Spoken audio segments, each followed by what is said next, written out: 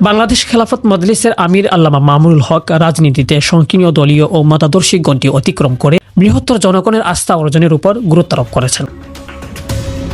এক দীর্ঘ লেখায় তিনি পাকিস্তানের প্রখ্যাত রাজনৈতিক মাওলানা ফজলুর রহমানের রাজনৈতিক কৌশল ও নেতৃত্বকে উদাহরণ হিসেবে তুলে ধরেন।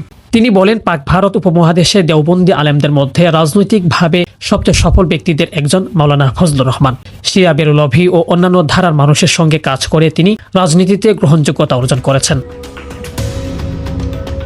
নিজের বক্তব্যে মাওলানা মামুনুল হক উল্লেখ করেন, রাজনীতিতে সফল হতে হলে মানুষকে তার মতাদর্শ বা ঘরানার পরিচয় নয়, বরং নাগরিক হিসেবে মূল্যায়ন করতে হয়। বাংলাদেশের ইসলামপন্থী রাজনীতির প্রসঙ্গে টেনে এনে তিনি 4 দলীয় জোট গঠনের সময়কার বিতর্কের কথাও স্মরণ করেন। তিনি জানান, নারী নেতৃত্বের প্রশ্নে মতভেদ থাকলেও তিনি আল্লামা আজিজুল হকের রাজনৈতিক অবস্থানকে অধিকতর বাস্তবসম্মত বলে মনে করেন এবং সেই ধারাকেই অনুসরণ করেন। লেখার আরেক অংশে তিনি গণতান্ত্রিক রাজনীতিতে সরকারের সমালোচনাকে স্বাভাবিক ও প্রয়োজনীয় বলে অবহিত করেন। তার ভাষায় ক্ষমতাসীনদের জবাবদিহির আওতায় রাখাই বিরোধী রাজনীতির অন্যতম দায়িত্ব। তবে বিরোধী দলের বিরুদ্ধে অযথা ব্যক্তিগত আক্রমণ বা অশালীন সমালোচনাকে তিনি রাজনৈতিক শিষ্টাচারের পরিপন্থী বলে মন্তব্য করেন।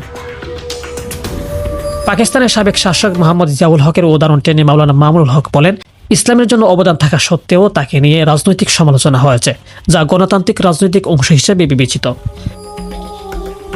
সবশেষে তিনি বলেন, রাজনৈতিক ময়দানে সরকারের কর্মকাণ্ডের সমালোচনা হওয়া স্বাভাবিক হলেও আলেম উলামাদের ধর্মীয় দায়িত্ব ও রাজনৈতিক কর্মকাণ্ডকে পৃথকভাবে পরিচালনা করাই অধিকতর উপযোগী। তার মতে মতভেদ থাকলেও পারস্পরিক সৌহার্দ্য ও সহনশীলতা বজায় রাখা জাতীয় রাজনীতির জন্য অনেকটাই জরুরি। শেখ সাদি, বিডিএস নিউজ।